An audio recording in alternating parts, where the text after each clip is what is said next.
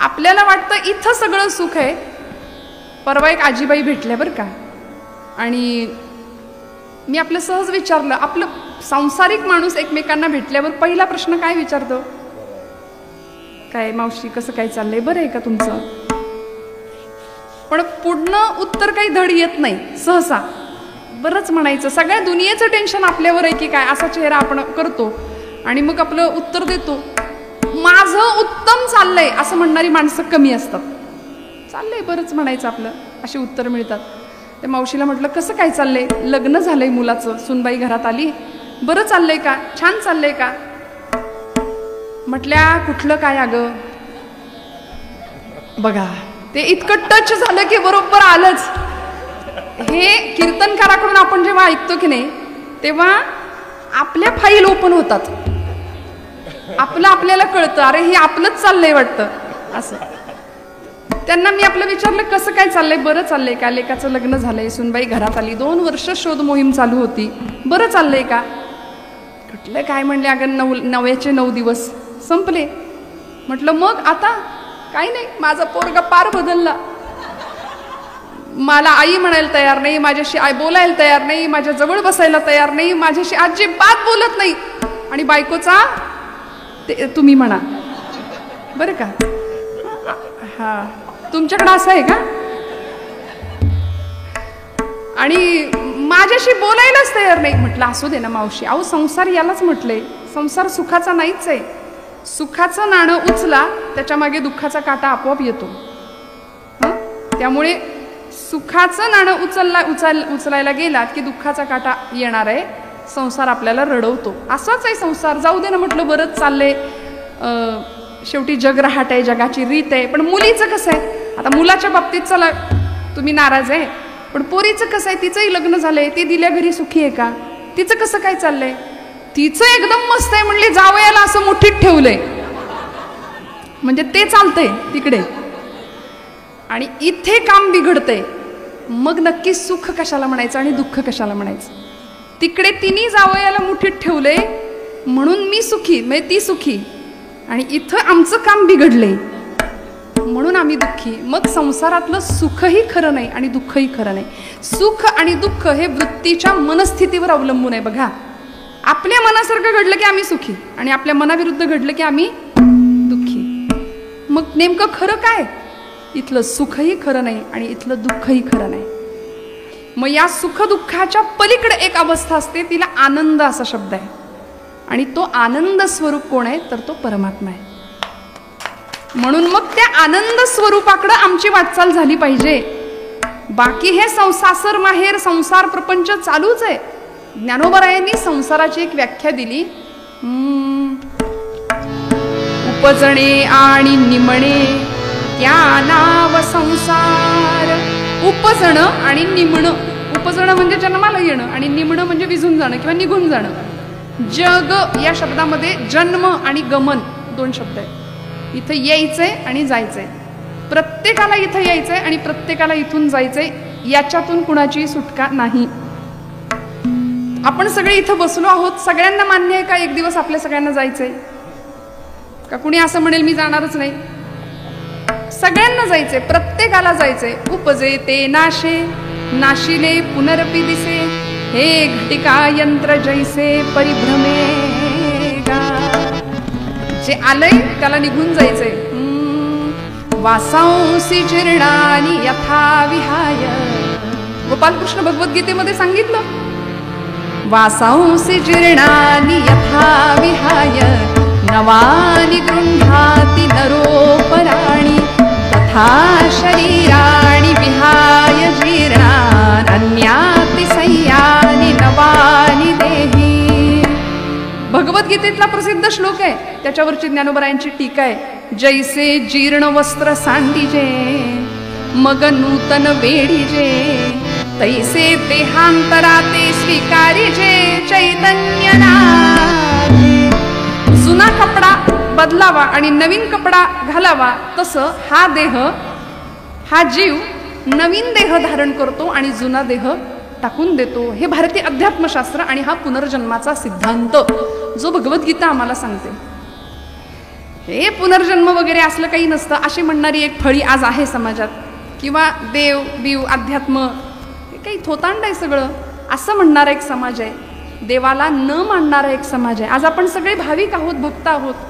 मूर्तीत परमेश्वराला नाही पाहिलं तरी सुद्धा एक अशी चैतन्य शक्ती आहे की जी सगळं चालवते आणि सगळं हलवते, सगळं बोलवते.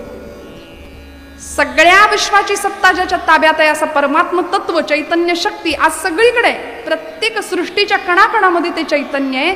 आणि ते चैतन्य तुम्हाला मला दिसत नाही, ते चैतन्य संतांनी ओळखले. या उपाधी माझी गुप्त चैतन्य असे सर्वत्र ते तत्वज्ञ संत जाणताती.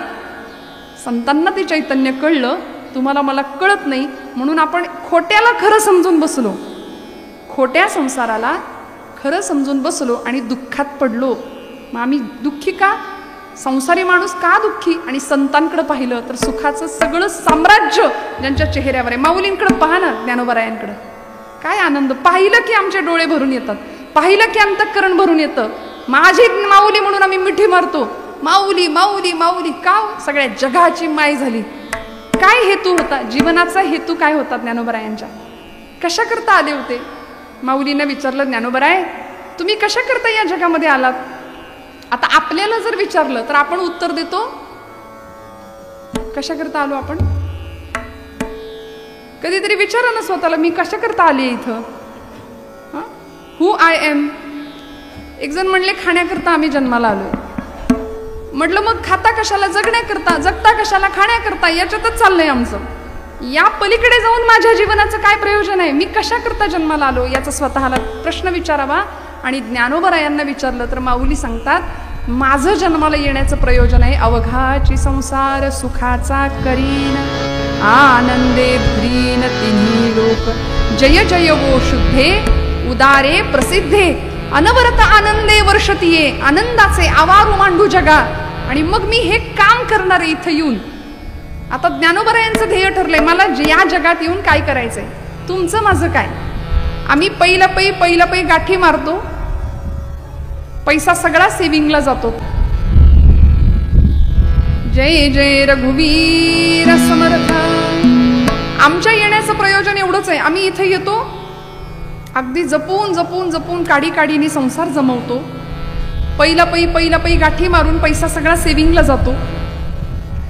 ना देशाचा, ना धर्माचा, ना देवाचा विचार.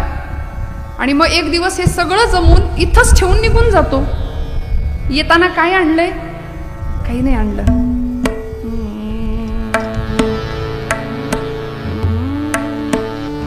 पांघरशी जरी असला कपडा, काय घालतो? येशी उघडा जाशी उघडा. येताना काय आणलं? इथं आल्यावर रंगबिरंगी कपडे चढले अंगावर. येताना काही ड्रेस घेऊन आलो होतो का? नाही. आपल्याकडे लग्न समारंभामध्ये बस्ता बांधायची पद्धत आहे ना आपल्याकडे, आणि त्या बस्त्यामध्ये सगळे जातात बघा कपडे खरेदी करायला. ज्यांना काही कळत नाही त्यांनाही न्यावं लागतं, मानपान सांभाळावा लागतो. आणि मग जवळजवळ 1000-1500 काय ज्याच्या त्याच्या कुवतीनुसार लाखो रुपयांपर्यंतची खरेदी तिथं होते. भरजरी जरीचे सगळे वस्त्र प्रकार घेऊन होतात. आणि तो दुकानदार तो सगळा गठ्ठा एकत्र बांधून देतो घरी पांढऱ्या वस्त्रात. आपली परंपरा किती आपल्याला शिकवते बघा. ते पांढरं वस्त्र म्हणे किती रंगीत कपडे आयुष्यभर घाला, पण या वस्त्रात शेवटी जायचंय. हा म्हणाले, लाख कमाओ हिरा चांदी सोना मोती. बरं का, इथं सोन्याचे व्यापारी आहेत, मी काय सांगू आता इथं. पण तरी सुद्धा लाख कमाओ हिरा चांदी सोना मोती, लेकिन कफन को कभी जेब नहीं होती. खरं सांगू का, श्रीमंती सगळ्यांकडं असतेच असं नाही. परमेश्वराचं दान आहे, कृपा हस्त असतो, वरद हस्त असतो. पण आपल्याजवळ जे आहे ते इतरांना देण्याची वृत्ती, याच्यासाठी या कुटुंबियांना टाळ्या वाजवायच्या आणि याच्यासाठी त्यांना धन्यता द्यायची. का? मी एक परवा वाक्य वाचलं होतं, काही माणसं लाखात एक असतात. ऐका बरं, काही माणसं लाखात एक असतात, काहींकडे लाखो असतात पण ती माणसात नसतात. कळलं तर बघा. त्यामुळे काय आणलं आम्ही? सगळ्यांना त्या वस्त्रामध्ये जायचंय. पांघरशी जरी असला कपडा, येशी उघडा जाशी उघडा. कपड्यासाठी करशी नाटक कीन प्रवेशाचे एक धागा सुखाचा 100 धागे दुःखाचे जर तारी हे वस्त्र माणसा तुझी आयुष्याचे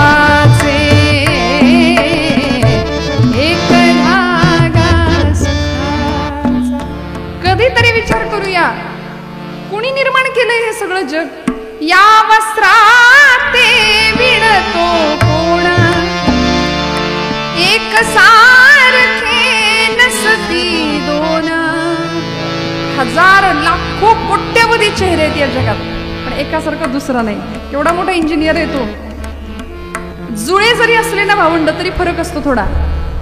या वस्त्रात ते विणतो कोण? एक सारखे नसती दोन. कुणान कळणे त्रिखंडा कया हात विणकऱ्याचे एक धागा सुखाचा. जुनी गाणी आता ऐकायलाही मिळत नाहीत आणि काही नाही, आहे की नाही? आता आमच्या घरातलं 5-5 वर्षाचं पोरग सुद्धा वरातीमध्ये मस्त ताल धरतं. आम्हाला या गाण्यांशी किंवा या अर्थाशी काही घेणं देणं नाही. घरामध्ये हरिपाठ व्हावा, घरामध्ये मनोबोधाचं पठण व्हावं, घरामध्ये पाठेपर्वचे म्हणले जावेत. पूर्वीच्या काळ संध्याकाळ झाली की सगळे घरात यायचे, आता उलट आहे, संध्याकाळ झाली की सगळे बाहेर पडतो आपण. देवापुढं दिवा लावला जावा. आमच्या जुन्या माता भगिनी लावतात. घरातल्या 5-6 वर्षाच्या 10 वर्षाच्या पोरीला सांगितलं की बाई ग म्हण शुभम करोती, चांगले केस बांध, कपाळाला एखादी छोटीशी टिकली लाव. लाव, काय बिघडते? तर ती 80 वर्षाच्या म्हाताऱ्या आजीला म्हणते, आजी तू गप, तुला काही कळत नाही, फॅशन आहे ही आमची. आणि ती असं बोलते तेव्हा आई वडिलांना आनंद वाटतो, आमचं बाळ किती गुणाचं आहे, किती हुशार आहे. असं नाही, शास्त्रकार सांगतात लालयेत 5 वर्षांनी 10 वर्षांनी ताडयेत. योग्य वेळी योग्य प्रकार शासन प्रकार केलाच पाहिजे, नाहीतर मग पुढे कठीण होऊन जातं. त्यामुळे इथं अध्यात्म, इथं संस्कार, इथं संस्कृती जपली जाते या धर्माच्या मंडपामध्ये. म्हणून 3 वर्ष झाले अव्याहतपणे आपण कीर्तन भजनाचे कार्यक्रम करताय. मी मनापासून आपल्याला पुन्हा पुन्हा धन्यवाद का देतेय? कारण सगळ्यांची ही बुद्धी होत नाही. याकरता अनंत जन्मोनी पुण्य होय, अनंत जन्माची पुण्याही पाठीशी असावी लागते, ती आपल्या पाठीशी निश्चित आहे. म्हणून आपण इथे आहोत. तुकोबराय म्हणतात, परमेश्वराला काय द्यायचं? इथं आलेला जीव प्रत्येकाला जायचंय. मग भगवंताला जर बांधायचं झालं, भगवंताला जर जवळ करायचं झालं तर कशा माध्यमातून आपण बांधू शकतो? त्याचं उत्तर तुकोबराय या अभंगात देत आहेत पहिल्या चरणात. प्रेमसूत्र दोरी नेतो तिकडे जातो हरी, मने सहित वाचा काया अवघे दिले पंढरी राया. देवाला बांधायला शिकवलंय. संतांनी त्याला बांधलं, सज्जनांनी त्याला बांधलं, साधूंना त्याला बांधता आलं, दुष्टांना त्याला नाही बांधता आलं. बघा, देवाला बांधण्याचा अनेकांनी प्रयत्न केला. कुणी कुणी केला? सगळ्यात पहिल्यांदा आमच्या यशोदा मातेनी केला होता. गोकुळामध्ये देवाला बांधायचा प्रयत्न, उखळबंधनाची लीला केली आणि प्रत्येक वेळी 2 बोटं 2 दावं दोरी कमीच पडायची. पण एक क्षण असा आला, आईचे प्रयत्न पाहिले, आईची दया आली, म्हणला येलो मैया बांधलो, म्हणून बांधून घेतलं देवानी स्वतः. देव बांधून घेतो. यशोदेनी देवाला बांधलं. ज्या गोकुळामध्ये देव रमले, इतके रमले का हो? एकमेव कारण होतं त्याला, प्रेमसूत्र दोरी, प्रेमाचं नातं होतं देवाशी. आणि देव प्रेमाचा भुकेला आहे, थोर प्रेमाचा भुकेला हाची दुष्काळ तयाला. त्याला प्रेम कमी मिळतं. देव म्हणतात माझ्याकडे येणारे सगळे मुलखाचे व्यापारी आहेत, काहीतरी घेण्याच्या आणि मागण्याच्या निमित्ताने येतात ना. पंढरीनाथ भगवान की जय. माझ्याकडे येणारे सगळे व्यापारी आहेत, निष्काम भक्ती करणारे कमी आहेत. त्यामुळे गोकुळामध्ये भगवंत ज्यावेळी राहिले, 11 वर्ष 4.5 महिने देव गोकुळात राहिले होते. त्या गोकुळ सोडून जाताना काय अवस्था झाली होती? गोपींची, यशोदेची काय अवस्था झाली होती? अक्रूर महाराज न्यायला आले होते आणि त्या गोपी अक्रूराला विचारायच्या, अक्रूरा आमच्या कृष्णाला न्यायला आलास का रे? आणि प्रत्येक गवळण यशोदा मातेच्या त्या नंदबाबांच्या वाड्याच्या अंगणात आली आहे. यशोदा गवळण म्हणती यशोदेला, कोठे गे सावळा. सांग, सावळा कुठं आहे? कृष्ण परमात्मा कुठं आहे? का रथ शृंगारीला, सांगे गे मसला. एवढा रथ सजवून अक्रूर महाराज आलेत. सांग नेमकं चाललंय तरी काय? कृष्ण परमात्म्याला न्यायला आलेत का? एवढं कळलं मात्र. आणि यशोदेचं काय झालं असेल? ज्या आईला कळलं की हा माझा पुत्र आहे 11 वर्षापूर्वी, त्या आईला आज कळतंय की याची खरी आई मी नाही, याची खरी आई तिकडे आहे मथुरेमध्ये. काय यातना झाल्या असतील, काय अवस्था झाली असेल. म्हणून त्या आईसाठी भगवंत त्या गोकुळात रमले. ते मातृसुखाचं मातृसुख भगवंतांनी अनुभवलं. सगळ्या गवळणी यशोदेला विचारतात या प्रसंगामध्ये, का रथ शृंगारीला, सांगे गे मजला. अक्रूर उभासे अंगणी, बाई गे साजणी, या नंदाचे अंगणी मिळाल्या गवळणी, या नंदाचे अंगणी मिळाल्या गवळणी, या नंदाचे अंगणी. रथी चढले वनमाळी. पहिला पाऊल भगवंतांनी ठेवला रथात. सगळे गवळणी अशा गडबडा गडबडा लोळायला लागल्या गोकुळच्या मातीमध्ये, वृंदावनाच्या. आमच्या अंगावरून रथ नाही अक्रूरा, कृष्णाला घेऊन नाही, नेऊ नाही जाणार. रथी चढले वनमाळी, आकांत गोकुळी, नयनीच्या उदकाने भिजली धरणी, या नंदाचे अंगणी मिळाल्या गवळणी, या नंदाचे अंगणी मिळाल्या गवळणी. नाही ना, घेऊ जाऊ देत नव्हत्या, पण भगवंतांना जावं लागलं. त्या गवळणींकरता 9 लक्ष गायी ज्याच्या घरात आहेत, असा भगवंत अखिलकोट ब्रह्मांडाचा नायक एखाद्या गवळणीने म्हणावं, एक पाय नाचीव रे गोविंदा, मग तुला घोडभर ताक देते, लोण्याचा गोळा देते. आणि त्या घोडभर ताकासाठी हा अखिलकोट ब्रह्मांडाचा नायक एका पायावर नाचून दाखवायचा. हे प्रेम होतं. बांधला गेला देव. प्रेमसूत्र दोरी, नेतो तिकडे जातो हरी. अजून कोणी बांधला हो देवाला? देवाला आमच्या जनाबाईंनी बांधला. इतकं सुंदर बांधलं जनाबाईंनी. आणि असा भक्तीचा अधिकार होता. बरं, ते काही साधं सुद्धा काम नव्हतं. जनाबाई महाराज शिव्या सुद्धा घालायच्या पांडुरंगाला, म्हणून आपण घालायच्या असं नाही, आपला अधिकारच नाही तो. जनाबाई म्हणायच्या, अरे विट्या मुळ मायेच्या कारट्या. पुढचं इथं न सांगण्यासारखं आहे. इतकं भांडण करावं संतांनी, अधिकाराचं होतं. पण भगवंत बांधला गेला. ज्यावेळी जनाबाईच्या झोपडीतनं 2-2 आवाज यायचे ओव्यांचे, त्यावेळी सगळ्या लोकांनी चौकशी करावी, जने आतमध्ये कोण गातंय. जनाबाई म्हणायच्या, माझ्याबरोबर माझा पांडुरंग गातोय. आणि पांडुरंग म्हणायचे, अगं किती बांधशील मला तुझ्या भक्तिपाशा. तेव्हा जनाबाई म्हणायच्या, आता जीवेनं सोडी तुला. कसं बांधलो? आता आमच्या वाळूच्या महिला गाणार, धरीला पंढरीचा चोर, धरीला गाणं, धरीला पंढरीचा चोर, गळ बांधोनी या दोर, गळ बांधोनी या दोर, गळ बांधोनी या दोर, गळ बांधोनी या दोर, ओ धरीला. वा वा.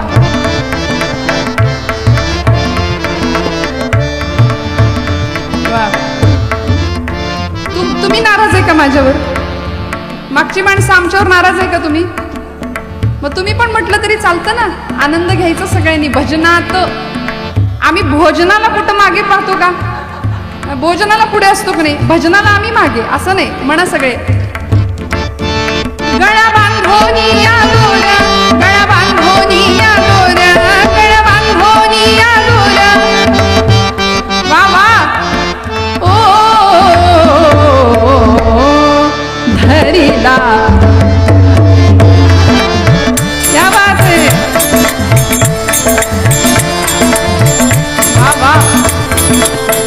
पंढरीचा जोर.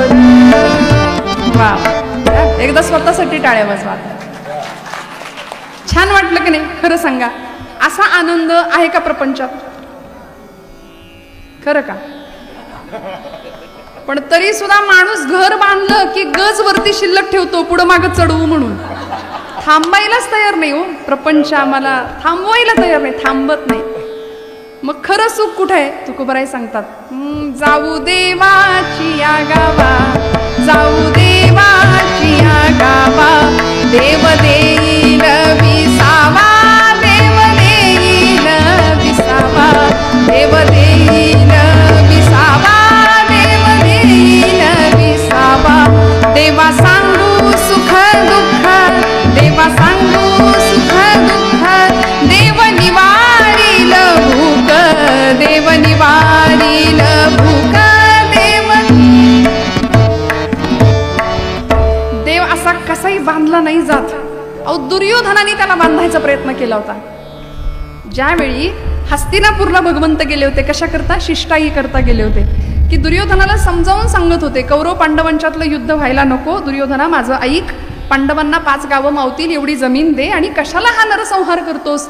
दुर्योधन म्हटला, अरे कृष्णा, 5 गावच काय, सुईच्या टोकावर मावेल एवढी सुद्धा जमीन पांडवांना मिळू देणार नाही. काय करायचं ते कर म्हटला. भगवंत म्हणले, तुमच्या कर्माने मरा, आता मार्गच नाही. यावेळी भगवंतांना बांधायचा प्रयत्न केला होता दुर्योधनाने. भगवंतांना नाही बांधले गेले, नाही बांधले गेले. उलट अर्जुनाला जे विराट रूप दर्शन कुरुक्षेत्रावर मिळालं ते दुर्योधनाला दिलं, पण त्याच्याकडे दिव्य चक्षु नसल्यामुळे ते घेता नाही आले, घेता नाही आलं. भगवंत व्यापक आहे, विशाल आहे, अव्यय आहे, अजर आहे. साक्षी असलेला भगवंत, त्याच्या सानिध्यात राहणं. बघा, आपण मी मगाशी म्हटलं ना, देव मानतो किंवा मानत नाही, असा एक समाज आहे आपल्याकडे. देवाला मानत नाही सहसा काही वर्ग, म्हणून तर शंका घेतो आपण. तुकोबरायांच्या वैकुंठ गमनाविषयी, ज्ञानोबांच्या ज्ञानेश्वरी. अहो, ज्ञानोबा 1 की 2 म्हणले, 4 ज्ञानोबा आहे असं कुणीतरी बुद्धी आपली पाजळली होती काही वर्षांपूर्वी. म्हणाले 4 ज्ञानेश्वर असले पाहिजेत. म्हणले ते ज्ञानेश्वरी लिहिणारे ज्ञानेश्वर वेगळे, समाधी घेणारे ज्ञानेश्वर वेगळे, रेड्यामुखी वेद बोलवणारे ज्ञानेश्वर वेगळे, भिंत चालणारे ज्ञानेश्वर वेगळे. कारण 16-21 वर्षाच्या वयामध्ये एवढा चमत्कार किंवा एवढं अलौकिक कार्य होऊ शकतं हे या बुद्धीला पटत नाही, म्हणून आपल्याला तो चमत्कार वाटतो. पण साक्षात महाविष्णूचा अवतार म्हणजे ज्ञानोबा आहेत. भिंत चालवली का ज्ञानोबांनी? असं कुठं असतं का? छे, भिंत वगैरे काही चालत नाही असं विचारणाऱ्यांनी, बरं का, मला असं प्रामाणिकपणे वाटतं, ज्याला विचारावं असं वाटतं ना, ज्ञानोबरायांनी भिंत चालवली का, त्यांनी आधी स्वतः वाघावर बसून यायचं आणि मग विचारायचं, खरंच भिंत चालली आहे का? नाही ना, आम्ही नको तिथे शंका का घेतो? तुकोबरायांच्या वैकुंठ गमनाविषयी आम्ही शंका घेतो. पण तुकोबराय वैकुंठाला गेले होते, ज्ञानोबरायांची भिंत चालली. तुकोबरायांच्या वह्या कोरड्यावरती आल्या. रेणूचं ज्ञान आणि त्याही पलीकडे असलेले तुकोबरायांना पाण्यातनं वह्या कोरड्या काढायला काय अवघड आहे? विज्ञानाच्या कितीतरी पलीकडे आमचं अध्यात्म आहे. जिथं विज्ञान संपतं तिथं अध्यात्म सुरू होतं हे आम्हाला माहिती असतं, तरी सुद्धा आम्ही ऐकत जाणवत नाही, आतमध्ये शोध घेत नाही. बाबा महाराज सातारकर फार सुंदर म्हणायचे, तुम्ही देवाला माना किंवा मानू नका, त्यांनी तुम्हाला मानले एवढं तरी माना. तुम्ही त्याला माना किंवा मानू नका, त्यांनी आपल्याला मानले एवढं लक्षात ठेवा. आणि ज्या दिवशी तो तुम्हाला मानणार नाही त्या दिवशी आपल्या घरासमोर गर्दी जमेल. माणसं म्हणतील, उचला आता संपला यांचा कार्यक्रम. देव आहे आतमध्ये आहे ना. साठविला हरी जिहे हृदय मंदिरी, हृदय बंदी खाना केला आता विठ्ठल कोंडीला. तो आहे म्हणून सगळं चाललंय. एकदा का तो निघून गेला की मग कुणीच आपल्याला विचारत नाही ना. मग जोपर्यंत आपण आहोत ना तोपर्यंत प्रत्येक श्वास, प्रत्येक क्षण, आणि येणारा काळ इतका भयानक आहे. माऊली अर्जुनाच्या निमित्ताने तुम्हाला मला सांगतात, तरी झडझडोनी वहिला निघ ये भक्तीचे वाटे लाग, तई पावसी अव्यंग निजधाम माझे. आता वेळ नाही, कधी क्षण, कुठल्या क्षणावर काळाचा घाला येईल. परवाचा विमान अपघात आपल्याला सांगून गेला, काही दिवसांपूर्वी घडलेला, बरोबर ना, की कुठल्या क्षणाचा भरोसा नाही. अनेक प्रसंग जगामध्ये घडत राहतात. वाट्याला आलेला प्रत्येक क्षण आपण जगू की नाही याची खात्री या चालत्या काळात अजिबात नाहीये. त्यामुळे क्षणभंगूर असलेलं जीवन क्षणक्षणाहाची करावा विचार, तरावा या पार भवसिंधू, नाशिवंत देह जाणार सकळ आयुष्य खातो काळ. सावधान, सावधतेचा इशारा दिला. मग कसं भगवंताला काय अर्पण करायचं? तुकोबराय म्हणतात, मने सहित वाचा काया अवघे दिले पंढरी राया. देवाला मन द्यायचं, वाचा म्हणजे वाणी द्यायची, आणि काया म्हणजे शरीर द्यायचं. म्हणून वारी का करायची बघा. वारीमध्ये कायिक, वाचिक आणि मानसिक तप घडतं. देहाने आपण चालतो, कायिक तप आहे. मुखाने नामस्मरण घेतो, ते तर काही प्रपंचाच्या गप्पा नाही मारत कोणी. ते मारणारे असतात ते वारकरी नसतात. वारीत सगळे हौशे गौशे नवशे सगळे असतात की नाही. त्यामुळे कायिक तप, वाचिक तप आणि मानसिक तप. वाचिक तप काय आहे? 2 मैत्रिणी एकमेकींना भेटल्या, सहसा काय बोलल्या पाहिजेत? पंढरपूरचं वर्णन केलं ज्ञानोबरायांनी आपल्या एका गवळणीत. आणि 2 सख्या एकमेकींमध्ये गुज करतायत, बोलतायत. सखी पुसे सखी येसी. दुसरी एक सखी दुसऱ्या सखीला विचारते, सखी पुसे सखी येसी. युगे झाली 28, अद्यापी कर अद्यापी वर कटेवरी कर भिवरातीर वाळवंटी संत सभा सभा. देव का हो विटेवरी उभा उभा. देव का हो विटेवरी उभा उभा. देव का हो विटेवरी उभा उभा. एकीनं दुसरीला प्रश्न विचारला. दुसरी सांगते, बाई वेदांना सुद्धा नाही याचं उत्तर देता आलं. पुसू नका बाई वेदासी काही कळलेची नाही. शेष शिणला झाल्या 2,000 जिव्हा जिव्हा. देव का हो विटेवरी उभा उभा. आता एक मैत्रीण दुसऱ्या मैत्रिणीशी असं बोलतीये, हे ज्ञानोबराय आम्हाला शिकवतायत. आम्ही एकमेकींना भेटलो की आमच्या जरा गप्पा वेगळ्या असतात. तुझ्या गळ्यातलं किती तोळ्याचं आणि माझ्या गळ्यातलं किती तोळ्याचं, नाही का? तुझ्या अंगावरची साडी कशी माझ्या अंगावर, याच्यातच आमचा संसार किंवा आमचं आयुष्य संपून जातं. पण काय बोलावं? मने सहित वाचा, वाणीचं तप, मानसिक तप, वाचिक तप आणि कायिक तप, शारीरिक शरीरानं भगवंताच्या जवळ जाणं. असं तप तुकोबराय म्हणतात आमच्याकडून झालं पाहिजे. मने सहित वाचा काया अवघे दिले पंढरी राया. काय द्यायचं देवाला? बघा श्रोते हो, खूप गोड प्रसंग आहे. आपण गोरोबा काकांचं नाव ऐकलंय. गोरोबा काकांच्या चरित्रातला प्रसंग आपल्या सगळ्यांना माहिती आहे. आता तुम्हाला माहिती नाही असं मी म्हणू शकत नाही. आपण सगळे गोरोबा काकांना जाणता, गोरोबा काकांचं चरित्र आपण जाणता.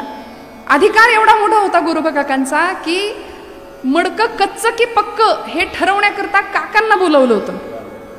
आणि ज्यांनी ज्ञानोबांच्या, निवृत्तीनाथांच्या, मुक्ताईच्या, नामदेवांच्या डोक्यावर आपटून सांगितलं होतं की हे मडकं कच्चं आहे, हे मडकं पक्क आहे. आणि नामदेव महाराजांना अरे अरे अरे मडकं कच्चं रे कच्चं असं म्हणणाऱ्या ब्रह्मचित्काला मुक्ताई, काय अधिकार होता एकेका संतांचा. गोरोबा काकांच्याच वंशामध्ये पुढच्या काळामध्ये एक संत होऊन गेले, त्यांचं नाव राका कुंभार. किती मोठा अधिकार होता. राका कुंभार उदरनिर्वाह उत्तम चालू होता. पत्नी आणि मुलगी. राका असं त्यांचं नाव, बायकोचं नाव बंका आणि मुलीचं नाव वंका.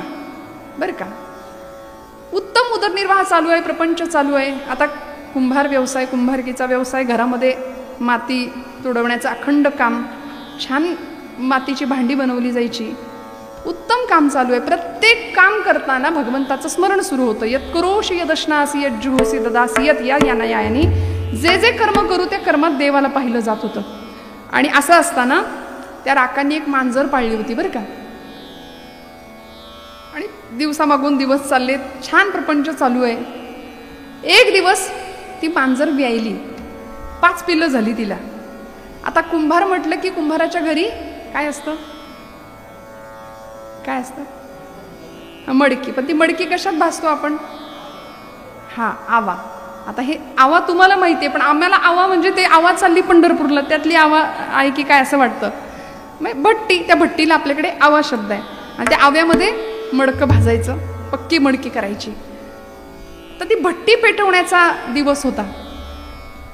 3 दिवस भट्टी पेटली जायची, मडकी चांगली भाजून बाहेर निघायची.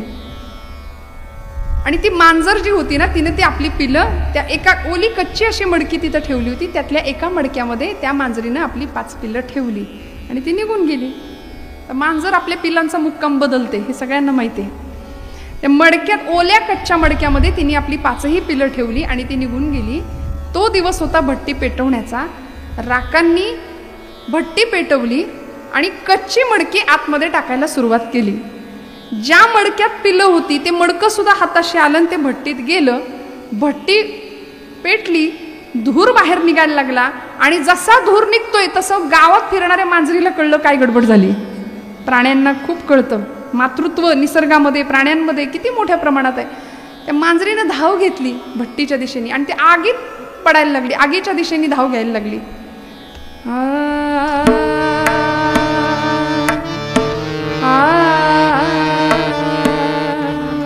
चालू ठेवा थोडं बारीक. आणि त्या मांजरीने जसं आगीच्या दिशेने झेप घ्यायला सुरुवात केली तसं राकाला कळे ना. राका सांगायला लागले, अगं खुळीबिळी झालीस की काय, आगीत कुठं उड्या मारती. तिला असं बाजूला केलं तरी ती मांजर, कारण तिला माहिती होतं तिची लेकरं आहेत त्या एका मडक्यात, आई होती ना. आणि राकाला काय कळायचं ते कळलं. मांजर राकाचे पाय चाटायला लागले आणि त्या प्राण्याची भाषा मालकाला कळली. बायकोला बोलावलं, होय ग यातल्या मडक्यात हिनं पिलं बिलं ठेवली होती का काय. ती म्हणली, नाही जी मला नाही ठावं. पोरीला बोलवलं, तुला माहितीये का. ती म्हणली, बाबा मला बी नाही ठावं. राकांना कळालं. पांडुरंग परमात्म्याची करुणा भागली. म्हणाले, पांडुरंगा काही कर, 3 दिवस ही भट्टी माझी विझणार नाही. 3 दिवस इथं अन्न पाण्याचा त्याग करून बसून राहीन, उपोषण करीन. पण तू दातायस, तू सगळ्यांचा त्रातायस. या मायलेकराची ताटातूट होऊ द्यायची नाही. या मायलेकराची भेट तू घडवून आणायची. आणि तिथं बसले राका उपोषण करून. 3 दिवस अन्नाचा कण नाही, पाण्याचा थेंब नाही पोटात. 3 दिवस संपले आणि 3ऱ्या दिवशी भट्टी विझली. अखंड नामस्मरण, विठ्ठल विठ्ठल विठ्ठल विठ्ठल नामस्मरण सुरू झालं. मने सहित वाचा काया अवघे दिले पंढरीराया. देऊन टाकलं देवाला समर्पित भक्ती. 3 दिवसानंतर भट्टी जशी विझली ना, तसं एक एक पक्क भाजलेलं मडकं बाहेर यायला लागलं. त्या मांजरीला जास्त माहिती होतं की कुठल्या मडक्यात माझी पिल्लं आहेत. ती मांजर धाव घ्यायला लागली पुढं. मडकं जसं बाहेर यायला लागलं तसं ज्या मडक्यात तिची पिल्लं होती तेही मडकं बाहेर आलं. आणि परमेश्वराची काय लीला असेल, काय चमत्कार असेल. एक एक एक एक पिल्लू असं बाहेर निघालं आणि तुरु तुरु तुरु तुरु तुरु तुरु धावायला लागली. हो, हे माझ्या पदरचं नाही, ही चरित्र आहेत आमच्या संतांची. अणुरणूवर ज्याची सत्ता आहे असा परमात्मा, त्याला काय अशक्य ही शक्य करतील स्वामी. अशक्य गोष्ट शक्य करण्याचं सामर्थ्य ज्यांच्यामध्ये आहे, ज्या परमतत्वामध्ये आहे, ते अशक्य शक्य का नाही होणार. मांजरीची पिल्लं निघाली. राका म्हणाला, देवा अनन्याश्चिंतयन्तो माम ये जनाः पर्युपासते तेषां नित्याभियुक्तानां योगक्षेमं वहाम्यहं. हे तुझं ब्रीद तू सांभाळलंस, सकल जीवांचा करी तो सांभाळ, तुझं मोकलीला ऐसे नाही. हे तुझं ब्रीद तू सांभाळलंस. आता माझी पाळी. कारण राकाने शब्द दिला होता देवाला, जर भट्टीतली मांजरं किंवा पिल्लं जिवंत बाहेर आली तर हा तुझा भक्त घरादारावर तुळशीपत्र ठेवेल आणि तुझी भक्ती करण्याकरता पंढरपूरला येऊन राहील. म्हणून सगळं सोडलं. आता म्हणले, तू तुझा शब्द खरा केला, आता माझी पाळी आहे. म्हणून घरादारावर तुळशीपत्र ठेवलं, बायकोला मुलीला घेतलं आणि आहे त्या परिस्थितीमध्ये राका पंढरपुरात भगवंताच्या नामासाठी येऊन राहायला लागले. कशाचं हे फळ मिळालं. क्षणोक्षणा सांभाळित साक्षी होतो आपुला. क्षणोक्षणा सांभाळितो साक्षी होतो आपुला. साक्षी होतो आपुला, साक्षी होतो आपुला. भगवंत आमचा सांभाळ करतो. फक्त म्हणाले यावर विश्वास ठेवूया. मने सहित वाचा काया अवघे दिले पंढरीराया. भगवंताला सगळं द्यावं लागेल. वाणी द्यावी लागेल, मन द्यावं लागेल आणि आपलं शरीर काया द्यावी लागेल. अखंड सेवा भाव मनामध्ये ठेवावा लागेल. तुकोबराय म्हणतात, सकळ सत्ता तया हाती माझी किव काकुळती. आणि तुका म्हणे, ठेवी तैसे आम्ही राहू त्याचे इच्छे. देवा तू जसं ठेवलंयस ना तसं आम्ही राहायला तयार आहोत. आमची तक्रार काही नाही. आम्ही फार तक्रारी करतो बघा. संतांनी तक्रारी नाही केल्या. तुकोबरायांच्या आयुष्यामध्ये काय होतं, 18 विश्वदारिद्र्य घरामध्ये होतं महाराजांच्या. प्रचंड सावकारी असलेलं एक काळचं घर. दुष्काळ आला दुर्गादेवीचा, 12 वर्ष महाराष्ट्रामध्ये चाललेला. सगळं लोकांना देऊन टाकलं, अन्न धान्य, कर्ज खतं होती ती इंद्रायणीच्या डोहात बुडवून टाकली आणि रिकाम्या हाताने तुकोबराय पांडुरंग हरी वासुदेव हरी करत राहायचे. म्हणायचे बरे झाले देवा निघाले दिवाळे, बरं झालं दिवाळं निघालं माझ्या संसाराचं. किती आनंद असेल. अहो ज्या तुकोबरायांच्या घरामध्ये सकाळची वेळ, दुष्काळजन्य परिस्थिती देहूमध्ये, सगळ्या महाराष्ट्रामध्ये, आणि सकाळी सकाळी एक जख्ख म्हातारी तुकोबरायांच्या दारात येऊन उभी राहते आणि तुकोबराई तिच्याकडे पाहतात. सकाळची वेळ, त्या म्हातारीनं तुकोबरायांना काही बोलण्याच्या आत तुकोबरायांनी तिच्या अंगावरचं लुगडं पाहिलं. 8-10 ठिकाणी ते लुगडं फाटलेलं. संतांचं हृदय कसं असतं बघा. महाराज गेले आणि सकाळची वेळ आपली पत्नी म्हणजे जिजाई आईसाहेब अवला माता मोरीत स्नान करत होत्या. आता जुन्या बायकांची पद्धत आहे, नेसायचं वस्त्र निर्या करून भिंतीवर ठेवलेलं. आंघोळीला सुरुवात केली, वस्त्र भिंतीवर ठेवलंय, नेसण्याचं लुगडं. तुकोबरायांनी त्या म्हातारीच्या अंगावरचं वस्त्र पाहिलं, आतमध्ये आले, ते भिंतीवर ठेवलेलं लुगडं घेतलं आणि तिला दिलं त्या म्हातारीला आणि म्हणाले आता 120च्या स्पीडनी जा, कारण मागणं भूकंप येईल तुझ्या. आता माहिती होतं तुकोबरायांना स्वभाव. जिजाई आई साहेबांनी ज्यावेळी स्नान आटोपल्यानंतर साडी नेसण्याकरता लुगड्याला हात लावला, हाताला काही लागलं नाही, डोळ्यातनं टचकन पाणी आलं आणि तुकोबरायांचा स्वभाव माहिती होता. साडी देऊन टाकली हे कळलं. तुकोबरायांना काही नाही म्हणाल्या, पांडुरंग परमात्म्याशी भांडण केलं असं वैर पक्क होतं ना आईसाहेबांचं. म्हणाल्या अरे दिलं, माझं लुगडं दिलं, याचं मला वाईट नाही वाटत, पण माझा तुझा दास आहे तो, माझा नवरा, माझा पती अखंड तुझ्या भजनात असतो आणि आज माझ्यावर ही वेळ आलीस ना, वस्त्र दिलं त्याची चिंता नाही, पण आता अब्रू कशाने झाकू सांग. हा अवला आईनी पांडुरंगाला विचारलेला जाब आहे, प्रश्न आहे. आणि माझ्या पदरचं नाही, महिपत बुवांनी चरित्र लिहिलंय. महिपत बुवा सांगतात या प्रसंगामध्ये जिजाई आईसाहेबांच्या अंगावर पांडुरंग परमात्म्याने आपला पितांबर दिलाय नेसायला, अंगावर झाकलाय. महाराज म्हणतात नको चिंता करू वस्त्र या पोटाची, माऊली आमुची पांडुरंग सगळं सांभाळतो ना. फक्त अहंता आणि ममता या 2 गोष्टींचा त्याग केला. अहंता म्हणजे मी आणि ममता म्हणजे माझं, मी माझं, एवढा त्याग केला की भगवंत आपल्याला जवळ करतो. हा आशय मनात ठेवूया. तुकोबराय हाच संदेश आम्हाला पूर्वरंगाच्या मूळपदात देतात आणि महाराज म्हणतात देवाला बांधता येतं. कसं बांधता येतं तर त्या प्रेमाच्या सूत्रांनी देवाला आम्हाला बांधता येईल.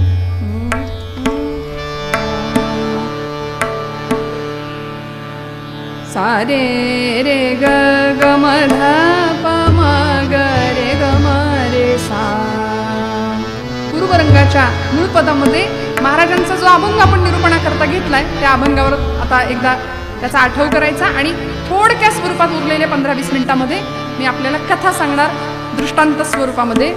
प्रेमसूत्र दोरी, प्रेमसूत्र दोरी, प्रेमसूत्र दोरी, प्रेमसूत्र दोरी, प्रेमसूत्र दोरी.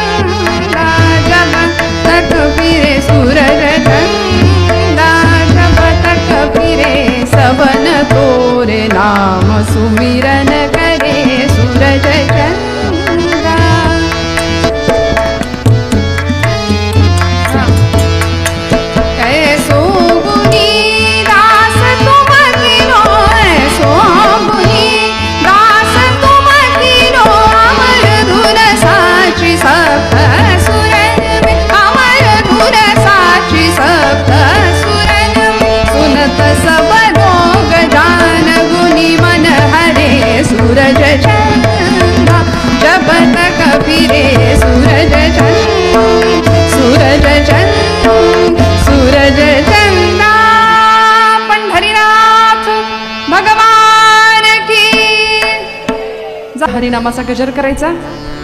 आपल्याला वारकरी कीर्तनामध्ये विठोबा रखुमाईपर्यंत सलग ऐकायची सवय आहे, पण नारदीय कीर्तनामध्ये थोडंसं हे पूर्वरंग आणि उत्तर रंग असा भाग आहे.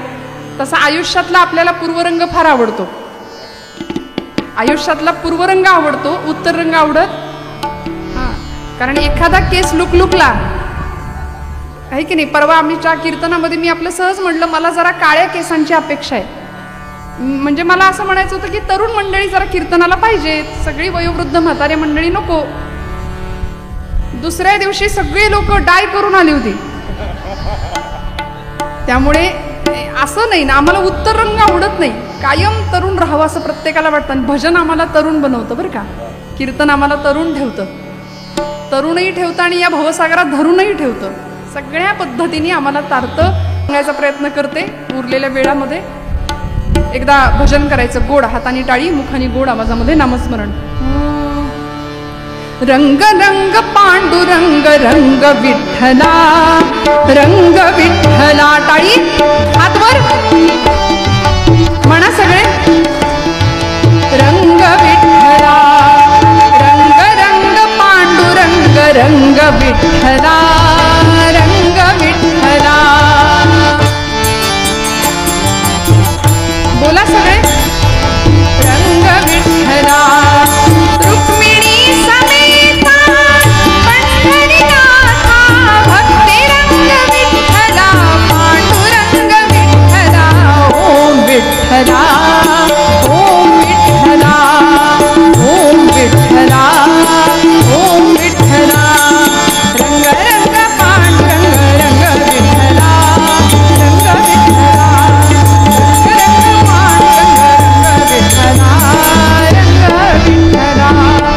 पंढरीनाथ भगवान की. नरसी बामणी नावाचं गाव आज हिंगोली तालुक्यामध्ये असलेलं ते गाव आहे. आणि त्या गावामध्ये गोणाई माता आपल्या पतीला सांगते, धनी पंढरपूरला मला जायचंय, मला पंढरपूरला जायचंय. दामा शेट्टी सांगतायत, गोणाई अगं या अवस्थेमध्ये तुला पंढरपूरचा प्रवास झेपणार नाही, घाई करू नकोस, हट्ट करू नकोस, ते काय बी मला ठाऊ नाही, मला पंढरपूरला जायचं म्हणजे जायचं, मी या पंढरीला जाणार. आणि आता सारखा नव्हता हो प्रवास. पूर्वीचा प्रवास मजल दर मजल बैलगाडीने प्रवास करायचा. नरसी बामणी ते पंढरपूर एवढा मोठा प्रवास कसा झेपणार. पण या जगामध्ये 3 हट्ट प्रसिद्ध आहेत. पहिला हट्ट आहे बालहट्ट, दुसरा राजहट्ट. हा, तुम्ही दुसरा स्त्री हट्ट सांगून टाकला. हे अनुभवाचे बोल असतात बघा. बालहट्ट, राजहट्ट आणि वा वा, ते तुम्हाला सगळ्यांना माहिती आहे. म्हणाले तिथं किती माणूस घट्ट असला तरी तिथं काही कोणाचं चालत नाही. त्यामुळे गोणाई माता आपल्या पतिदेवांना सांगते, मला काही बी ठावं नाही, मला पंढरपूरला जायचं म्हणजे जायचं. दामा शेट्टी म्हणले चला ठीक आहे. सकाळी दुसऱ्या पहाटे बैलगाडी जुंपली आणि निघाले. मजल दर मजल करत प्रवास सुरू झाला. प्रवासामध्ये अखंड पांडुरंग परमात्म्याचं चिंतन. आणि पंढरपूरमध्ये जशा या बैलगाड्या पोहोचल्या असं बैलगाडीतनं खाली उतरल्या. पांडुरंग परमात्म्याच्या कळसाचं दर्शन केलं, चंद्रभागेचं स्नान झालं, पदधूळ मस्तकाला लावली. संतांच्या महापुरुषांच्या पदस्पर्शाने पुनीत झालेली पंढरीची धूळ मस्तकाला लावली.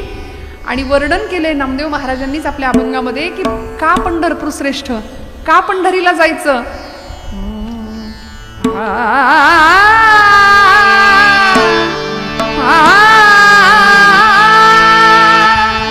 आधी रचिली, आधी रचिली,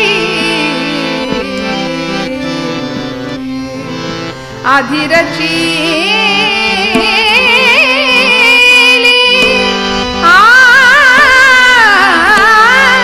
आधी रचिली, आधी रचिली, आधी रचिली, आधी रचिली पंढरी मग वैकुंठ नगरी, नगरी मग वैकुंठ नगरी, नगरी मग वैकुंठ नगरी.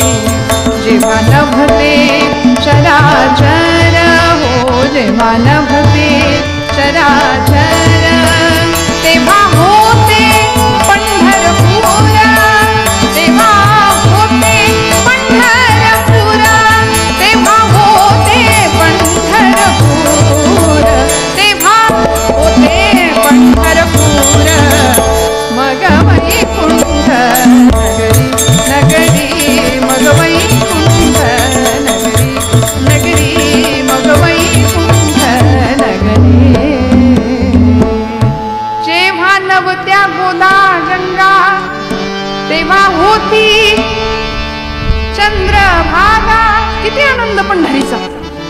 आणि या पंढरपुरामध्ये हे सगळं कुटुंब आलं, भगवंताचं दर्शन झालं आणि आता दामा शेट्टी म्हणतायत आता परतीच्या प्रवासाला गोणाई निघायला पाहिजे आपल्याला.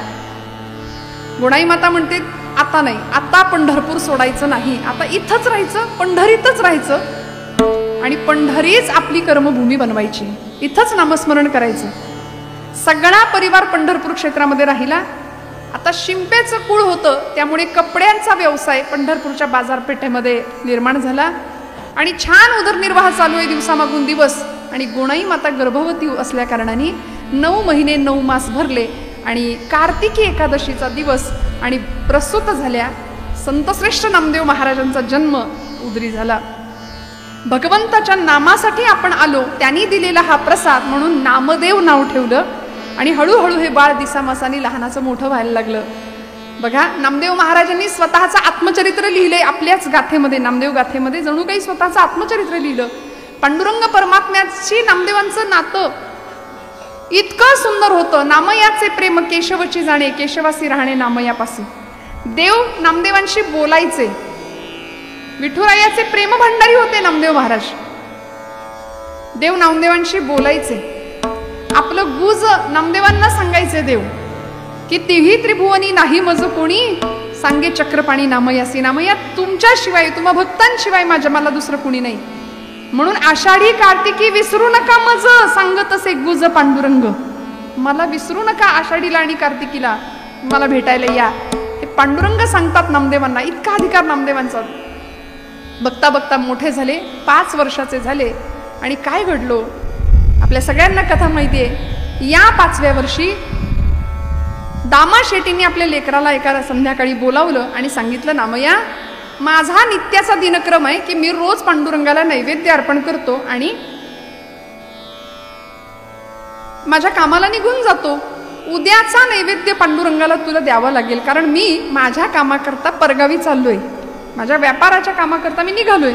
तेव्हा उद्याचा नैवेद्य पांडुरंगाला देशील का? 5 वर्षाचे नामदेव महाराज होते. बाबांना म्हणले, बाबा हो तुमचं काम मी करणार. कारण ते आताच कार्ट नव्हतं. आई वडिलांची आज्ञा जो न सांगता पूर्ण करतो तो उत्तम पुत्र आहे. आज आपल्या लेकरांना संस्कारांची का गरज आहे? मी हात जोडून जिथं जाते तिथं सांगते की लेकरांना घेऊन कीर्तनाला येत जा. म्हणजे ती कार्टी इथं येऊन झोपली तरी चालतील, पण इथं झोपेत जे ऐकतील ते चांगलं असेल आणि घरी जागेपणी जे टीव्हीवर बघतील ते वाईट असेल. आणि आत्ताचा काळ भीषण आहे, भयान आहे. मी आपल्याला राग आला तरी सांगते, हात जोडून सांगते. मोबाईलचं व्यसन फक्त लहान मुलांना नाही, सगळ्यांना आहे. सगळे ॲडिक्ट आहेत, लहानांपासून मोठ्यापर्यंत. शरीराचा तो एक अवयवच होऊन गेलाय आमच्या सगळ्यांच्या. नाही जमत त्याच्याशिवाय, बरोबर ना? पण तरी सुद्धा तंत्रज्ञानाच्या किती आहारी जायचं आणि आपला आत्मशोध आपण विसरून जातो. मग ते बाजूला ठेवावं आणि थोडंसं आत्मचिंतन करता येईल का, स्वतःचा शोध घेता येईल का, यासाठी ही संत चरित्र आहेत. माझ्या तरुण भावंडांना मला सांगावं वाटतं, आपल्या घरामध्ये माता आहे, पिता आहे, आई वडील आहेत. आज काकांचं 3रं श्राद्ध, 3रं पुण्यस्मरण आहे. घरातली वडीलधारी माणसं आपल्याकरता काय देऊन जातात. माऊली म्हणते, येथ वडील जे जे करीती त्या नाम धर्म ठेवीती. मोठ्या माणसांवर जबाबदारी असते. आज आमची लेकरं आईला आई, पित्याला बाप म्हणायला तयार नाहीयेत. संवाद संपलाय. अनेक घरामध्ये असं चित्र आहे, मुलगा घरात आला की बाप निघून जातो आणि बाप घरात आला की मुलगा निघून जातो. मुलगा मोठा झाला की दोघांमध्ये संवाद राहत नाही. माता पित्यांमध्ये संवाद नाही, नात्यामध्ये आर्द्रता नाही, स्नेह नाही, कदर नाही. का? आम्ही सोफिस्टिकेटेड झालो. पूर्वीची माणसं गरीब होती, घराघरात टीव्ही नव्हता. बरं असला तरी तो साधा ब्लॅक अँड व्हाईट टीव्ही होता, पण टीव्ही जरी रंगीत नव्हता तरी माणसाची मन रंगीत होती, है की नाही? बरं घरातलं एक माणूस कायम अँटिन्यावर असायचं. आल्या का मुंग्या, गेल्या का मुंग्या,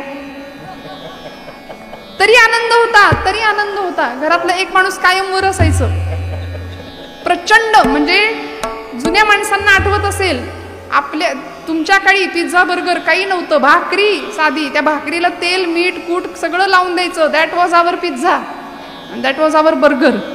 किती आनंद होता. लेकरं किती सुखाने खेळत होती, काय सुट्ट्यांमध्ये काय आनंद घेत होती. आता नाही, आता सतत ते डबडं हातात आहे. त्याच्यामुळे मन, मेंदू आणि मस्तिष्क सगळ्यावर परिणाम होतोय. बुद्धीची क्षमता संपतीये, आकलन क्षमता संपतीये, ग्रहण क्षमता संपतीये, स्मरणशक्ती कामदेईन अशी झालीये. इतकं विचित्र सगळं नुकसान होत चाललं. म्हणून बरं, दोष मुलांना नाही देऊ चालत ना. परवा तर मी एक विलक्षण दृश्य पाहिलं होतं. अगदी तान्ह बाळ पाळण्यातलं, त्या पाळण्याला वरती मोबाईल लावला होता, अडकवला होता. ते जन्माला आल्यापासूनच मोबाईल बघायला त्यांनी सुरुवात केली. असो, माझा हा विषय नाहीये खरं तर, पण आपण किती एखाद्या गोष्टीच्या आहारी जायचं आणि कशा करता ही संत चरित्र ऐकायची. नामदेव महाराज 5 वर्षाचे होते आणि 5व्या वर्षी दामाशेट्टी सांगतायत नैवेद्य तू द्यायचा. आपण सगळे नैवेद्य देतो, देवाला नैवेद्य दाखवतो, लगेच काढून घेतो. खाल्लं बिल्लं तर करायचं काही देवानी, पण समर्पण हा भाव होता संतांचा. आपण समर्पित भावाने नैवेद्य अर्पण नाही करत. शंकराचार्यांना एकाने विचारलं होतं की देवाला नैवेद्य का अर्पण करायचा असतो, बरं तोच आपण खातो ना, मग द्यायचा कशाला. तर त्यामागे एकच भाव आहे की पेढ्याचा पुडा बघा आपण देवळात नेतो, तो नेण्याच्या आधी काय असतात, ते पेढे असतात. देवाला अर्पण करून परत माघारी येतो त्यावेळी तो काय होतो, तो प्रसाद होतो. तसं अन्न भगवंताला समर्पित करायचं, हे तुझं आहे, तू दिलंय म्हणून मी सेवन करतो, ही कृतज्ञता ठेवायची. आणि मग ते जेवण नाही राहत, तो काय होतो, प्रसाद होतो. आणि प्रसाद असतो प्रसन्नता. ही भारतीय संस्कृती. प्रसादाचं सेवन केल्यानंतर अन्नात जायते बुद्धी, आमची बुद्धी तशी घडते, आमचा आचार विचार तसा घडतो. म्हणून आजपासून मी एक तुम्हाला अगदी विनंतीपूर्वक सूचना करते की जेवणाला जेवण म्हणू नका. जेवलात का, काही माणसं म्हणतात गिळलं का आज, इतकं वाईट बोलण्यापेक्षा म्हणा ना प्रसाद घेतला का आज. अन्न आहे ना, अन्न हे पूर्ण ब्रह्म आहे. चला प्रसादाला, घेताय का प्रसाद, प्रसाद घेतला का आज. कारण देवाला दाखवल्यानंतर ते अन्न नाही राहत, तो प्रसाद बनतो. त्यामुळे अन्न नैवेद्य, दामाशेट्टींचा नियम होता नैवेद्य अर्पण करायचा, त्याशिवाय अन्न ग्रहण करायचं नाही. आणि दुसऱ्या दिवशी पहाटे वडिलांनी सांगितल्याप्रमाणे नामदेव महाराज उठले. किती वर्षाचे होते, 5 वर्षाचे. पहाटे उठले आणि आईच्या मागे लागले, आई लवकर जेवायला तयार कर, मला पांडुरंगाला नैवेद्य अर्पण करायचंय. गुणाई माता म्हणते, अरे उठल्या उठल्या देव जेवतो का कुठे, पहाट अजून उजडू दे, मग माध्यान्नीच्या वेळी मी तुला ताट बनवून देईन, मग जा. कशी बशी दुपार झाली, वेळ काढला, भूक लागलेली प्रचंड, पण देव जेवल्याशिवाय आपण जेवायचं नाही. हा दामाशेट्टींचा हट्ट होता. नामया लक्षात ठेव, देव जेवल्याशिवाय आपण जेवायचं नाही. एवढंच लक्षात ठेवलं आणि नामदेव महाराज भर दुपारी वाध्यान्नीला जेवणाचं ताट घेऊन निघाले. पांडुरंगाच्या त्या राऊळामध्ये आले. पांडुरंगासमोर ताट ठेवलं. 5 मिनिटात संपवणारे, काळजी करू नका, खूप डिस्टर्बन्स मला आहे आता, पण झालं संपलं, 5व्या मिनिटात मी कीर्तन संपवणार आहे. ताट ठेवलं, पाणी फिरवलं आणि भगवंताला सांगितलं करा सुरुवात देवा. आता एवढ्या अर्जवानी देव जेवतो का, आपल्याकडून जेवलाय कधी, जेवलाय कधी तुमच्याकडून. देव जेवत नाही म्हटल्यानंतर 5 वर्षाचे नामदेव महाराज देवाला सांगताय, देवा अरे जेवणार रे बाबा, तुला नैवेद्य द्यायचा, बाबांनी सांगितलंय देव जेवल्याशिवाय आपण जेवायचं नाही, मी लवकर उठलोय, मला भूक लागली रे, जेवणार रे पांडुरंगा. शाण ऐक नाही माझं बाळ, आई आपल्याला करते ते सगळं तिथं चाललं होतं. पांडुरंगा शाण ऐक नाही तू, जेव बरं जेव बरं, तरी देव जेवे ना. एक क्षण असा आला, पांडुरंगा आता जर जेवला नाहीस ना, इथं मला भूक लागलीये, चुलीतलं जळकं लाकूड घेऊन येईन, पटकन जेवण करून मोकळा हो. तरी पांडुरंग जेवेना. सगळे उपाय झाले, बराच वेळ झाला, भूक लागून गेली हो. 5 वर्षाचं लेकरू. पांडुरंग परमात्म्याला सांगितलं, पांडुरंगा आता तू जेवला नाहीस तर बाबा येतील, बाबा मला विचारतील देव जेवला का, आणि तू जेवला नाहीस मग बाबा मला मारतील, त्यापेक्षा इथं तुझ्या पायरीवर डोकं आपटून जीव देतो, पण जेव. म्हणून पायरीवर डोकं आपटणार. एवढ्यात डोक्याला लागलं नाही, गाभाऱ्यातनं आवाज आला. डोक्याखाली जणू काही मौसर हात लागला आणि गाभाऱ्यातनं आवाज आला, नामदेवा दगडाचा देव कधी जेवतो का रे. नामदेव महाराज हुशार, म्हणाले दगडाचा देव कधी बोलतो का रे. बोललास, चाटून पुसून स्वच्छ कर म्हणाले. सगळं ताट चाटून पुसून देवाला स्वच्छ करायला लावलं नामदेव महाराजांनी. ही 5 वर्षाची ताकद होती, ही सिद्धी होती. देव येत नाही असं नाही, देव येतो, आपण त्याला बोलवत नाही, आपण लेकरू होत नाही, आपण हट्ट करत नाही, आपण आर्त स्वरांनी त्याला बोलवत नाही, आर्त स्वरांनी त्याला बोलवत नाही. चमत्कार तेव्हाच घडतात जेव्हा आमच्या मनातला श्रद्धाभाव दृढ असतो. देव कधीही चमत्कार दाखवत नाही. आमचा विश्वास नसेल ना तर भगवंत म्हणतात इथे भवसागरात गटांगळ्या खाऊन मरा. पण तुम्ही विश्वासाने त्याच्या पायाशी गेलात तर माझ्यावर विश्वास ठेवा, अंतःकरण शुद्ध आणि नीतियुक्त जर आपलं आचरण असेल ना तर परमेश्वर काटा सुद्धा टोचून न देण्याची जबाबदारी घेतो, सांभाळतो परमेश्वर. फक्त आपली नीती आणि आचरण बस. जग काय पाहतंय याकडे लक्ष नाही द्यायचं, तो पाहतोय. किती खरे किती खोटे हे जगाने सांगण्यापेक्षा त्याच्याशी प्रामाणिक राहावं, बस. आमचं जीवन उद्धाराला गेल्याशिवाय राहणार नाही. नामदेव महाराजांचं सगळं जेवणाचं ताट रिकामं केलं आणि पांडुरंग परमात्म्याला निरोप देऊन घरी आले. आईला सांगितलं, आई अगं किती नखरे लावले होते, 12 वाजले तरी जेवायला तयार नाही, तर मला भूक लागून गेली आणि लवकर आई आता मला जेवायला दे. गोणाई मातेने नैवेद्याचं ताट पाहिलं आणि संतापल्या. नाम्या कार्ट्या संपवून आलायस तिथं आणि म्हणतोस भूक लागली. अगं आई खरंच नाही मी खाल्लं. मग कोणी खाल्लं? अगं ज्याच्यासाठी दिलं होतंस त्यांनी खाल्लंय. नाम्या खरं सांग कोणी संपवलंय? नैवेद्य कोणी ग्रहण केला? अगं आई देव जेवला. नाम्या खोटं कधीपासून बोलायला लागला. आई अगं खोटं कसं बोलायचं ते माहिती नाही मला. आई खरंच नाही मी जेवलो. आई देव जेवला ग. गुणाई माता सांगतायत, नामया देव जेवला. कुणी बघितलं रे? कुणी कशाला बघायला पाहिजे? मी बघितलं, मी पाहिलंय. या डोळ्यानी मी ग पाहिला,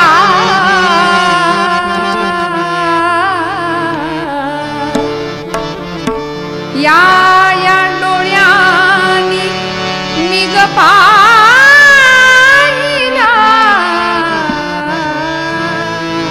आई मी बघितलंय. आई देव कसा जेवला सांगतो. देव जेवला ग, देव जेवला, देव जेवला ग, देव जेवला, देव जेवला ग, देव जेवला. या डोळ्यानी, या डोळ्यानी मी ग पाहिला, या डोळ्यानी मी ग पाहिला. देव जेवला ग, देव जेवला, देव जेवला ग, देव जेवला. बाबा कसा जेवला आई? ओरपली ग त्यानं खीर दिली होती ना, ओरपून खात होता बर का. ओरपली ग, ओरपली ग त्यानं खीर, तोंडी लाविली कोशिंबीर. भुरका आमटीचा, भुरका साराचा मारियला ग. भुरका मारतो ना आपण, क्या बात. भुरका साराचा मारियला ग. देव जेवला ग, देव जेवला, देव जेवला ग, देव जेवला, देव जेवला ग, देव जेवला.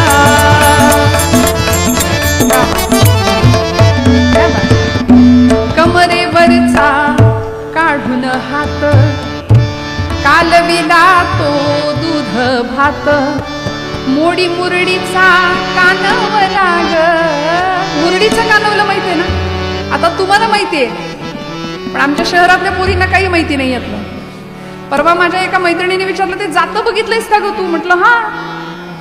ते जातं आणि जात्यावर कसं बसायचं? म्हणलं बाई जात्यावर नसतं बसायचं, जात्याच्या शेजारी बसायचं, खुंट्याला हात लावायचा, मस्त पाय पसरायचा, मजबूत छान ओवी गायची छान आवाजात. ती म्हटली अगं माझ्याकडे जातं नाही, मला ओवी येते. म्हटलं मिक्सरवर म्हण. म्हणायचंच असेल तर शहाणपण कुठेही आम्ही वापरू शकतो ना, असं काही नाही जातं पाहिजे, पण गोड आवाजामध्ये ओवी गावी, भगवंताचं नाम घ्यावं. कानवला, मुरडीचा कानवला, मुरड घालणं कानवल्याला, हा प्रकार गेला. आता ती फिरकी येते, आपण त्यातनं मोकळं होऊन जातो नाही का. पण जुन्या बायकांना माहितीये. मोडी मुरडीचा कानवला ग, देव जेवला ग, देव जेवला. आई देव जेवला. गोणाई मातेच्या डोळ्यातनं घळघळ अश्रुधारा व्हायला लागल्या. नामदेव महाराज 5 वर्षाचे सांगतायत आई देव जेवला. इकडे दामाशेट्टी आले होते. नामदेव महाराजांचं बोलणं दामाशेट्टीने ऐकलं. पिशवी खाली पडली हातातली, कळलं नाही. आणि घरात आपण आलोय हे कुणालाही न कळता नामदेव महाराज दामाशेटी धावत राहुळामध्ये गेले आणि पांडुरंगाला प्रश्न विचारला, पांडुरंगा मी काय ऐकलं? गेली 40 वर्ष मी तुला नैवेद्य देतोय, गेली 40 वर्ष मी तुला नैवेद्य अर्पण करतो, पण माझ्या हातनं कधी जेवला नाहीस. आणि माझं 5 वर्षाचं लेकरू तुला जेवायला आणायला गेलं तर तू नैवेद्य दाखवायला आलं तर तू जेवलास. म्हणजे 40 वर्ष तू उपाशी राहिलास माझ्याकडून, 40 वर्ष माझ्याकडून उपाशी राहिलास का रे देवा? माझं लेकरू 5 वर्षाचं तुझ्याकडं तुला नैवेद्य द्यायला आलं, तू स्वीकार केलास, ते काही नाही, माझा विश्वास नाही म्हणले. दामाशेटी पांडुरंगाला सांगतायत मला पुरावा पाहिजे. अलीकडे लोकांना पुरावा लागतो नाही का, आणि ज्याच्याकडे पुरावा नाही त्याला पुरावा म्हणतात. पुराव्याशिवाय बोलायचंच नाही. कीर्तनकारांनी सुद्धा पुराव्याशिवाय बोलायचं नसतं, प्रमाणं लागतात, संत प्रमाणं लागतात. दामाशेटी देवाला पुरावा विचारतात, मला खरं नाही वाटत माझ्या पोराकडून तू जेवलास, काय पुरावा आहे सिद्ध करून दाखव. आणि मी माझ्या पदरचं नाही, नामदेव गाथेत अभंग आहे. नामदेव महाराज स्वतः सांगतात की या प्रसंगामध्ये पांडुरंग परमात्म्याच्या मुखातनं तुपाची धार बाहेर आली मूर्तीतून, आणि पांडुरंग परमात्म्याने दामाशेटींना जणू काही सांगावं की इथं या गाभाऱ्यात जरी राहत असलो ना तरी तुझ्या लेकरानं बोलवलं की मी येणार, तुझ्या नामदेवांनी बोलावलं की मी त्यांच्यासोबत खेळणार, नाचणार, त्यांच्या कीर्तनात नाचणार, त्याच्याशी भांडणार. नेतो तिकडे जातो हरी, पूर्वरंगाचं मूळपद. प्रेमसूत्र दोरी नेतो तिकडे जातो हरी, मने सहित वाचा काया अवघे दिले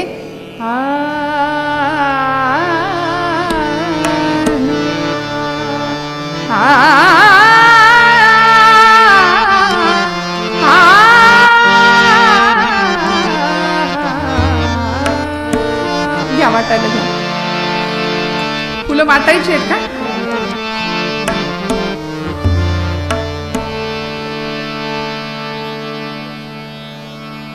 तुकोबर आहे हाच आशय आम्हाला व्यक्त करतात की भगवंताच्या प्रती प्रेम असावं, भगवंताच्या प्रती श्रद्धा असावी, तर त्या श्रद्धेचं फळ आम्हाला मिळाल्याशिवाय राहत नाही. भैरवी गाते, त्याला जोडून आपल्याला फुलं मिळतील, फुलाचा एक अभंग गाते आणि मग आपण पुष्पवृष्टी ज्या पद्धतीने आपल्याकडे आहे त्या पद्धतीने करा. झालेली सेवा परमेश्वराच्या चरणावर समर्पित करते. बोलत असताना काही वेडवाकडं गेलं असेल तर मोठ्या अंतकरणाने क्षमा करा. आपण सर्व अत्यंत श्रद्धेने इथे कीर्तनाला बसलात आणि मला वाटते पहिल्यांदा नारदीय कीर्तन इथं आपल्या गावातच पहिल्यांदा झालंय. विट्यामध्ये नारदीय कीर्तनाला मी बऱ्याचदा यायचे, आलेली आहे. व्यापारी पेठेमध्ये नारदीय कीर्तनाचे उत्सव होतात विट्यात, पण तरी सुद्धा आपण आज इथे मोठ्या संख्येने इथे उपस्थित आहात. या कुंभार कुटुंबियांच्या कार्यक्रमाला आपण सर्व आप्तेष्ट, नातेवाईक, पंचक्रोशीतली सर्व मंडळी, भगिनीवर्ग, मातावर्ग, पितावर्ग सगळ्यांना मनापासून धन्यवाद देते आणि सेवेला विराम देते. एकदा अभंग आपण भैरवीत गाऊया आणि मग फुलाचा अभंग म्हणून आरती करूया. आरतीची पण तयारी करा लागलीच. प्रेम सूत्र दोरी, प्रेम सूत्र दोरी, प्रेम सूत्र दोरी